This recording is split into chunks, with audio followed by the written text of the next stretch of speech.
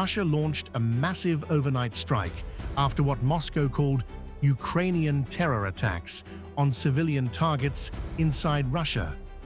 The Kremlin says missiles and attack drones hit Ukrainian military-industrial sites, airfields, fuel depots, and port infrastructure used by the Ukrainian army. Moscow also claimed Ukraine lost nearly 1,075 troops across multiple frontline sectors in the past 24 hours, as fighting intensified from Sumy and Kharkov to Donetsk and Zaporozhye.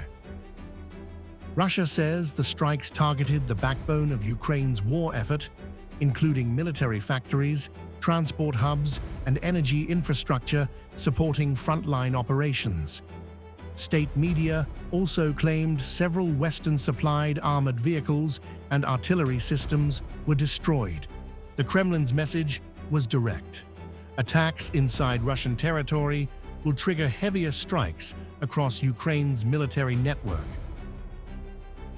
Moscow is also intensifying its information war narrative.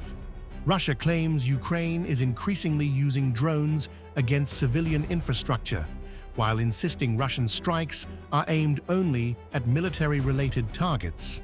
Russian air defenses reportedly intercepted 265 Ukrainian drones overnight, while the Black Sea Fleet said it destroyed a Ukrainian naval drone in the northern Black Sea.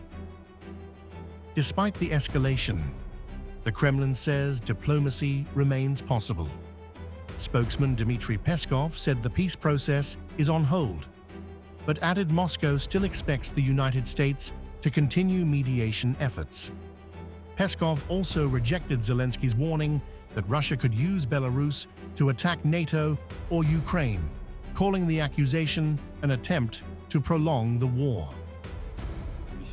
The peace process is currently on hold. We hope that it will eventually resume, and we are counting on our American colleagues to continue their peace-building and mediation efforts in this regard. As for the strikes carried out by our armed forces, these are directed solely at military or military-related targets. Once again, it is worth noting the ongoing drone strikes by the Ukrainian armed forces on civilian targets and infrastructure in various Russian cities and towns.